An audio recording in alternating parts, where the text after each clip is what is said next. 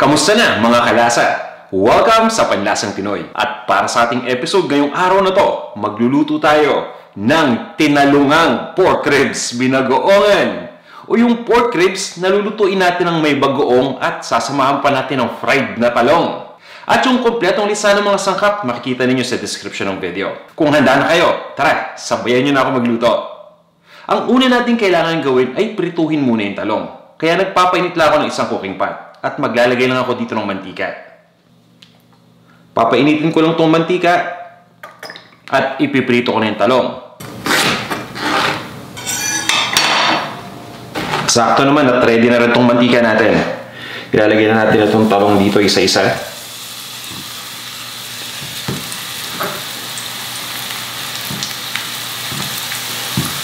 At ipiprito ko lang ito ng mga 2 to 3 minutes hanggang sa mag-brown lang. At syempre, habang nagpiprito, binabalik-baliktad din dapat natin itong talong.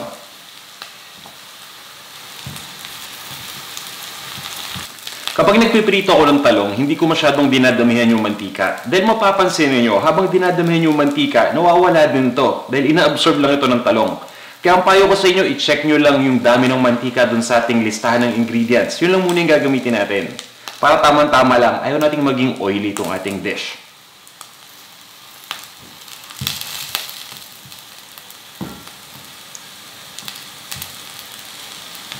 At habang hinihintay ko na maluto itong talong, ipe-prepare ko muna ibang mga sangkap.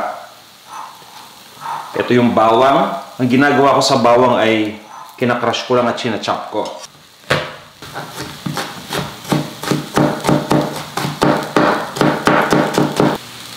Check lang natin itong talong. Yan. Unti-unti na siyang naluluto ng mabuti. Malalaman ninyo na okay na itong talong at ready na ito kapag medyo malambot na. Hindi natin ito papalambutin ng gusto dahil lulutuin pa natin ito. Isasama pa natin ito dun sa ribs. Ayaw naman natin itong malamog.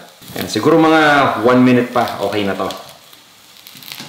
Ihiwain ko lang muna yung sibuyas. So at this point, okay na itong talong. Tatanggalin ko lang muna dito sa ating lutuan. Ililipat ko lang sa isang malinis na lalagyan.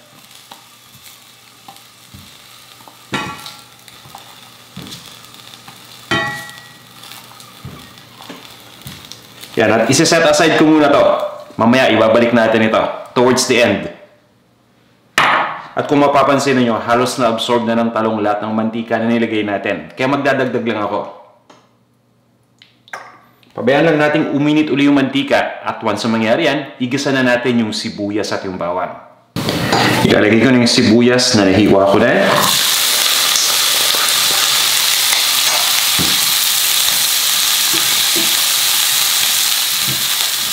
At ginigisa ko lang ito ng mga 25 to 30 seconds. Pwede kayong gumamit ng sibuyas na dilaw, sibuyas na puti, o sibuyas na pula. Wala tayong preference kung anong kulay ng sibuyas ang ating gagamitin. So, unti-unti nang lumalambot ng sibuyas, ibig sabihin, pwede na natin ilagay yung bawang. Yan, crushed na garlic lang yan at chinop ko lang.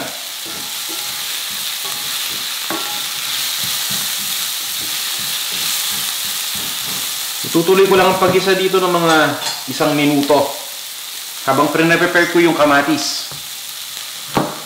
Itong kamatis ay chinachop ko lang din. Ilalagay na rin natin itong kamatis. Pinakamaganda kapag hinog na kamatis yung gagamitin natin.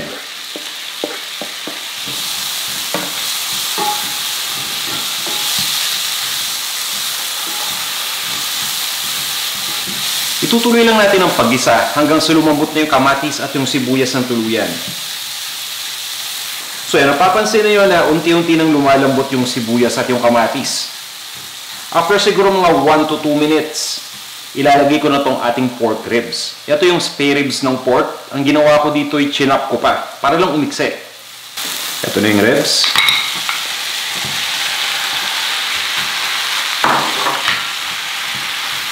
Bukod sa pork ribs, pwede kayong gumamit ng laman ng baboy o yung karne ng baboy para dito sa ating recipe.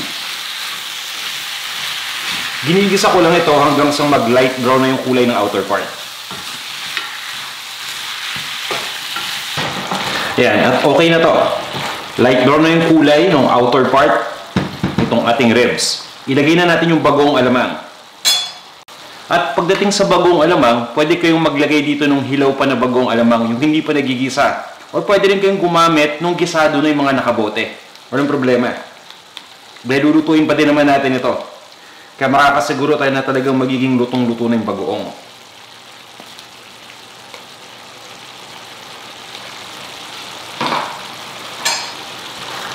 Yan, haluin lang muna natin. At igigisa ko lang itong bagoong kasama itong ribs ng mga 3 minuto pa.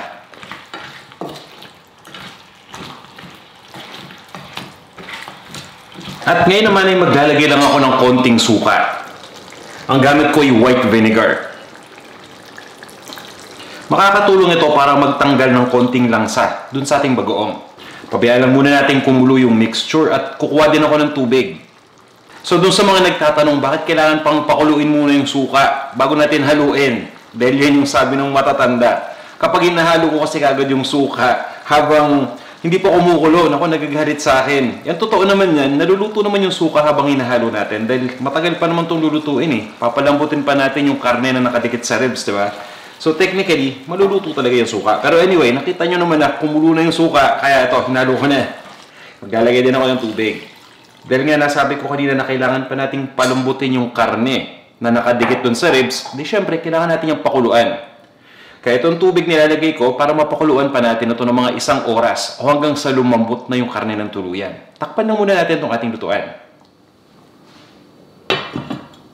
Bakit nga ba kailangan ko munang takpan yung lutuan para kumulo mabuti yung tubig? Doon sa mga suki natin dito, syempre alam na yung reason kung bakit. Pero kung bago ka pa lang na nanonood ng mga videos dito sa Panlasang Pinoy, i-explain ko lang sa'yo, mabilis lang.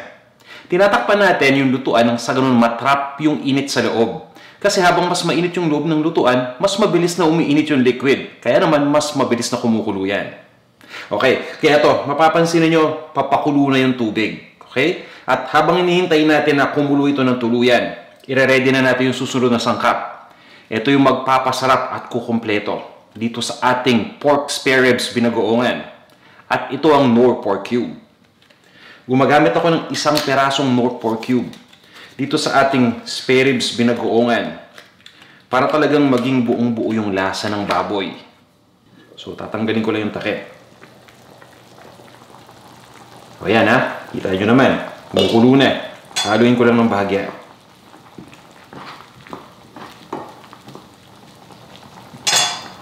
At ilalagay ko na itong ating Knorr pork cube. Hahaluin ko lang ito uli.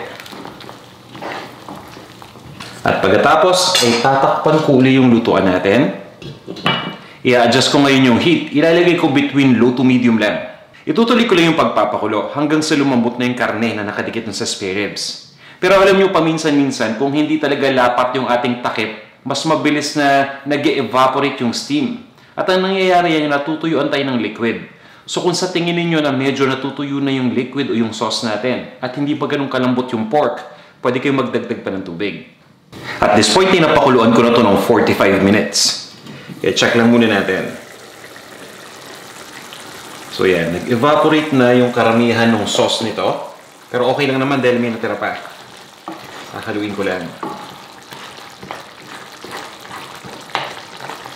At ngayon naman, ay titikman ko lang to para malaman ko kung gaano karaming seasoning yung ilalagay ko. Walang tayo ng malinis na kutsara.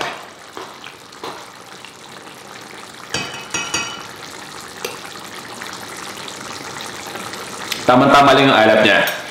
Maglalagay lang ako dito ng konting tamis, pati na rin ng konting anghang.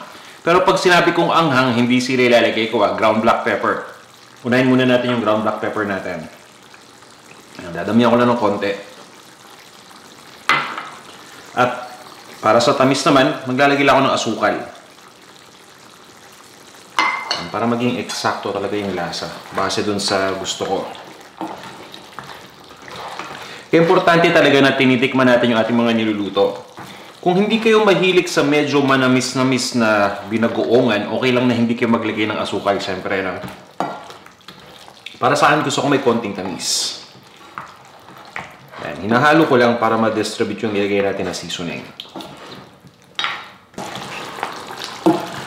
So yan, habang kumukulo, hahalo-haluin lang muna natin.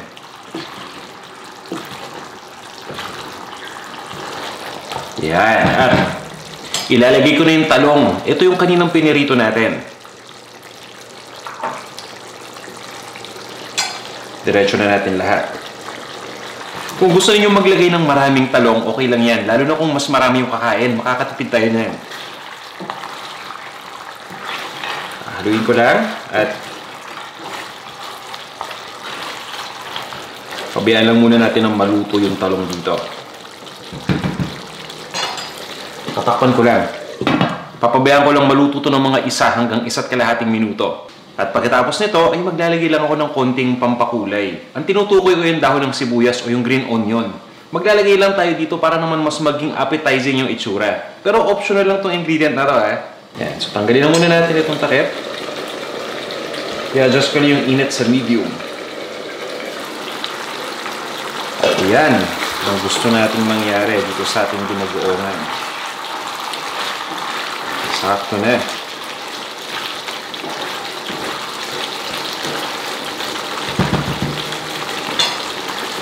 Naglalagay lang ako ng dahon ng sibuyas.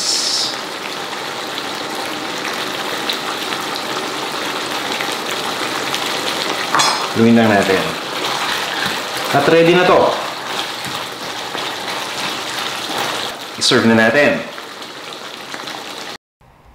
Ito na ang ating pork ribs binagoongan na may talong. Tara na. Kain na tayo.